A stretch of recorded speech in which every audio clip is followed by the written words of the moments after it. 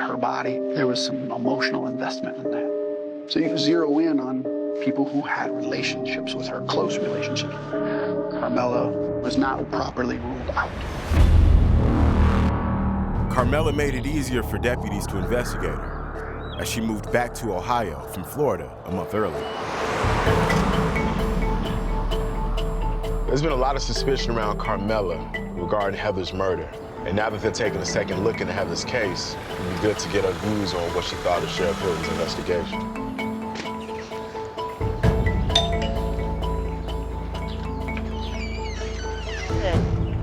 Come on in. How'd you meet Heather?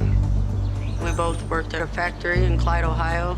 We just started hanging out, telling jokes on the line. She always made me laugh. And I was crushing on Heather for like a good 5-6 months. And I always flirted with her. And she's like, it's not gonna happen, Carmella. I was like, just wait, I like a challenge. And so it was basically just me chasing her, you know, trying to get her to fall for me. And eventually it worked. What caused it to end? What happened? We bickered a lot about our families. It became combative. Heather and I had gotten into a really big blowout fight, and that was it. Do you remember the last things you said to her? I had wrote her a letter that Tuesday. What was that letter? I wrote to her that at this point, you're dead to me. And then Thursday, she's gone.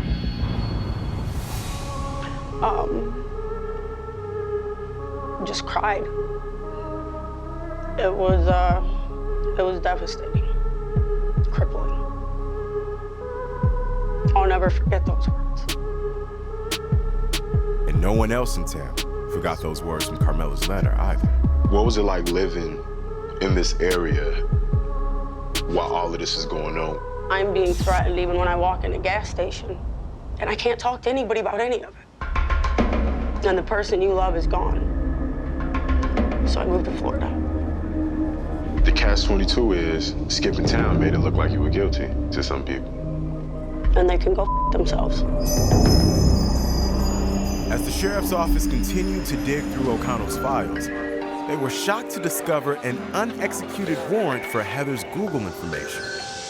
I mentioned it to O'Connell that I had set up a Gmail account for her. There was an app that I would use called Hangouts, and we would communicate with one another. You could pin your location and it would pull up your maps.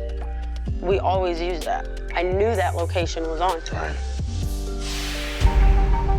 All Sean O'Connell had to do was subpoena Heather's Google records for her phone. That's all he had to do.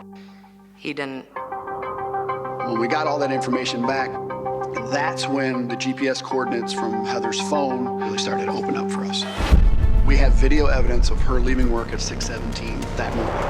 Approximately 13 minutes later, her phone begins pinging every 10 minutes for the next 3 hours to Emerald Estates Trailer Park. We want to know everything about the persons that live in that area.